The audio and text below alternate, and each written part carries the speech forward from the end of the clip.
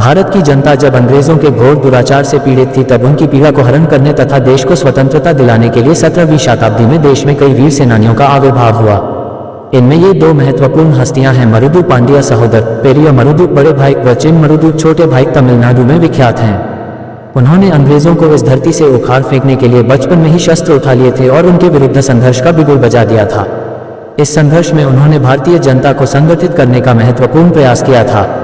उनके इस व्यवहार से अंग्रेज अत्यंत क्रोधित हो गए और इन दोनों को 24 अक्टूबर 1801 में तिरुपति में फांसी के तख्त पर चढ़ा दिया था।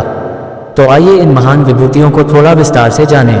तमिलनाडु में स्थित विरुदुंगा जिला जो आज मुकुलम नाम से प्रसिद्ध है, वहां पलनियप्पन तथा आनंदाई दंपति को सन 1748 में तथा 1753 5 वर्ष के अंतर में 2 पुत्र अवतरित हुए। वही आगे चलकर अंग्रेजों के नींद उड़ाने वाले वीर सेनानी साबित हुए।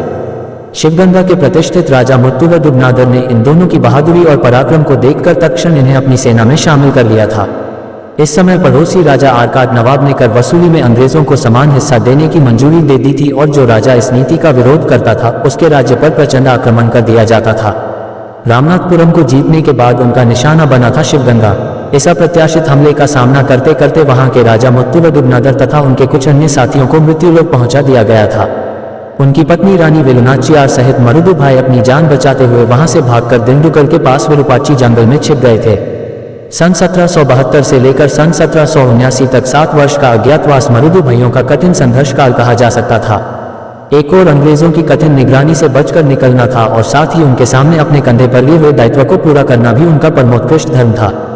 ये भाई युगल नए शस्त्रों को चलाकर और नई रणनीतियों से दुष्ट अंग्रेजों को पछाड़कर रणचंडी रूप धारण कर आगे बढ़ रहे थे। 7 वर्ष घोर संघर्ष हुआ और फलस्वरूप गुलामी के गहन अंधकार को चीरकर नई आजादी की किरण उदित हुई।